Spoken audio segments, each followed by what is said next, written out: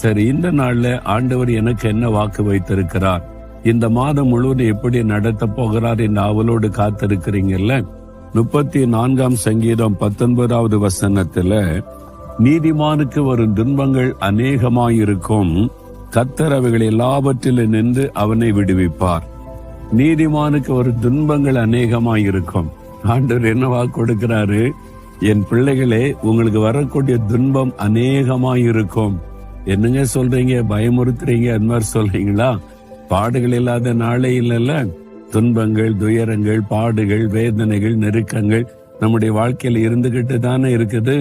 ஆண்டவர் சொல்லுகிறார், இதெல்லாம் அநேகமா இருக்கத்தான் செய்யும், ஆனால் அவள் எல்லாவற்றிலும் நின்று நான் உன்னை விடுவிப்பேன் வாக்கு கொடுக்கிறார். அதுதானே முக்கியம்.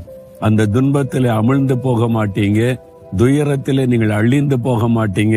அதிலிருந்து கர்த்தர் விடுதலை தருகிறவர்.